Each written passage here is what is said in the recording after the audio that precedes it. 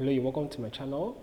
Now in this video, we want to study some basic differentiation rules, right? So here's a table for you that consists of the function and then the derivative of each of those functions, right? Good. Now in this video, we want to concentrate only on one of the rules, which tells us about the derivative of constants. Okay, so I have some good examples for you here. But first of all, let's study the rules a little bit.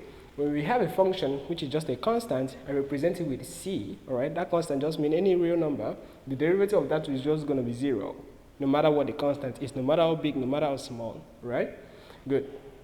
The second one tells us when we have a constant being multiplied with a function, that is, you have a constant being multiplied with something that has x with it, right? Okay, the derivative of that is just keeping the constant, and then differentiating the function. You know, we'll see that in the next video. We'll be dealing with functions that behave that way. The derivative of a power function just gives us that, which I believe you may have come in contact with this already. Just and then you subtract 1 from the power. Good. Then when you have a sum of two functions, the derivative of the sum of two functions is the derivative of this one plus the derivative of this one. So you can see this notation, f with a dash, then with x inside the bracket, that is the derivative of f of x, all right? We just wanted to show that this f dash of x comes from the function f of x. So we still represent it with f of x with a dash, right? That shows its derivative. So this dash here is the same thing as your the f of x dx. Or you call it the y dx if the function is called y.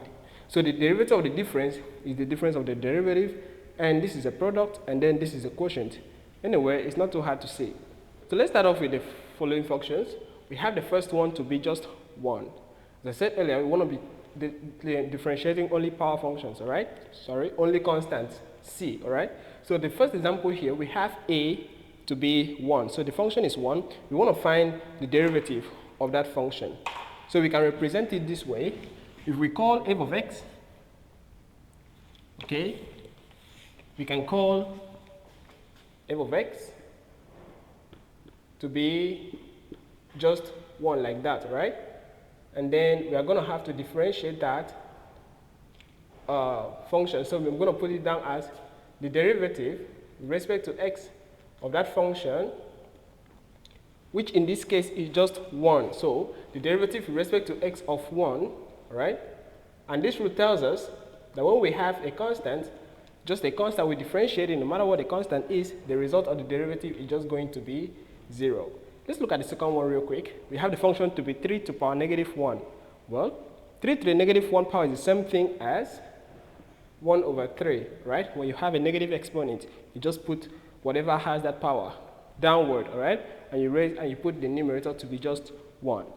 Then the derivative of that function, which is 1 over 3, the same thing as this, right? 1 over 3, the derivative of this function with respect to x from the rule is just going to be 0. So maybe there's no point doing the rest. The derivative of square root of 2, square root of 2 is also a real number, all right?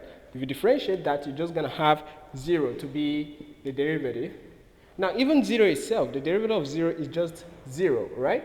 From the word any constant at all. This e here, very interesting number, all right? This e here is a number, right?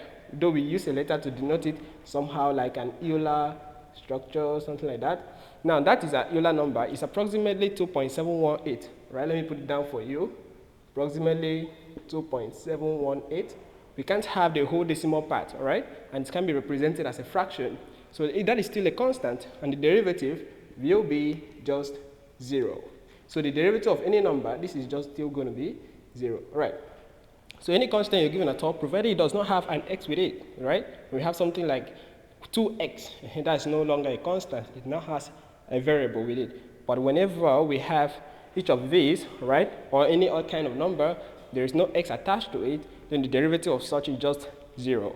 But when we have a constant being multiplied with a function part, a function could be x squared. We have something like 5x squared. That is no longer a constant, right? Because it has a function, a variable attached to it. So we will learn how to differentiate such function in our next video. All right, good. Okay, thanks for watching. Please subscribe to my channel.